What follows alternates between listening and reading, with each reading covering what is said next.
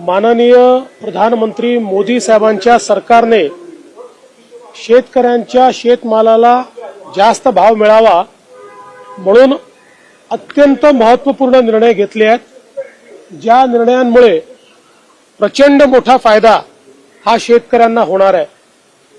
सगळ्यात महत्त्वाचं या ठिकाणी कच्च्या तेलावर कुठली आयात ड्युटी नव्हती, आयात शुल्क नव्हतं।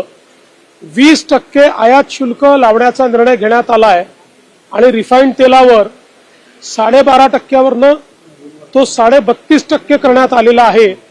त्यामुळे सोयाबीनच्या शेतकऱ्याला प्रचंड मोठा त्या ठिकाणी फायदा होणार आहे आणि सोयाबीनच्या किमती बाजारामध्ये वाढण्याकरता त्याचा एक मोठा फायदा होणार आहे। यापूर्वीच सोयाबीनच्या खरेदीचा निर्णय देखील केंद्र सरकारने घेतलेला आहे। त्यामुळे सोयाबीनचा शेतकरी हा निश्चितपणे त्या ठिकाणी या निर्णयामुळे खूप मोठ्या प्रमाणात लाभान्वित होणार आहे आणि काही प्रमाणात कापसाच्या शेतकऱ्याला देखील या ठिकाणी त्याचा फायदा मिळणार आहे। यासोबत आपण जर या ठिकाणी बघितलं तर कांद्याचा मोठा प्रश्न हा निर्माण झाला होता आणि कांद्याच्या प्रश्नावर केंद्र सरकारने मिनिमम एक्सपोर्ट प्राइस पूर्णपणे संपवून टाकलेली आहे आणि या ठिकाणी जी काही त्याच्यावर एक्सपोर्ट ड्युटी होती ती 40%वरनं 20%वर आणलेली आहे। यामुळे कांद्याचे जे भाव आहेत ते स्थिर होण्याकरता, ते वर जाण्याकरता अत्यंत मोठा फायदा या माध्यमातून होणार आहे।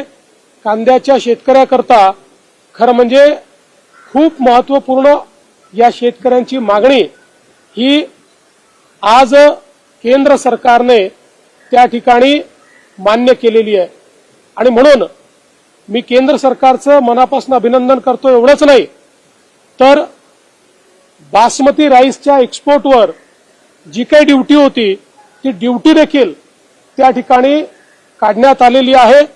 त्यामुळे हा जो काही बासमती धान पिकवणारा शेतकरी आहे यालाही खूप मोठ्या प्रमाणात त्या ठिकाणी फायदा होणार आहे आणि म्हणून या सगळ्या निर्णयांचा थेट फायदा हा या ठिकाणी सोयाबीनचे शेतकरी, कांद्याचे शेतकरी, बासमती राईसचे शेतकरी या सगळ्यांना होणार आहे आणि त्याचा इनडायरेक्टली फायदा हा काही प्रमाणात कापसाच्या शेतकऱ्याला देखील त्या ठिकाणी होणार आहे आणि म्हणून मी केंद्र सरकारचे अतिशय मनापासून आभार मानतो, त्यांचं अभिनंदन करतो आणि अशा प्रकारचा निर्णय हा निश्चितपणे महाराष्ट्रातल्या शेतकऱ्यांना सुखावून जाईल असा मला विश्वास आहे। ते काय म्हणाले हे मी ऐकलेलं नाही, मात्र त्यांच्या संदर्भात आमच्या केंद्रीय नेतृत्वाने निर्णय घेतलेला आहे। तो निर्णय आम्हाला सर्वांना त्या ठिकाणी मान्यच आहे। त्यामुळे केंद्रीय नेतृत्वाशी चर्चा करून गणेश उत्सवानंतर त्या संदर्भात योग्य निर्णय केला जाईल। सर, पोर्ट ब्लेयर का नाम विजयपुरम कर दिया गया, पोर्ट ब्लेयर का नाम बदल गया। ये बहुत हर्ष की बात है। गुलामी के चिन्हों को मिटाया ही जाना चाहिए और गुलामी के चिन्हों को मिटाने का जो कार्य मोदी सरकार कर रही है मैं उसके लिए उन्हें धन्यवाद देता हूं। जेपी नड्डा जी आज मुंबईच्या दौऱ्यावर आहेत। जेपी नड्डा जी मुंबईला येत आहेत।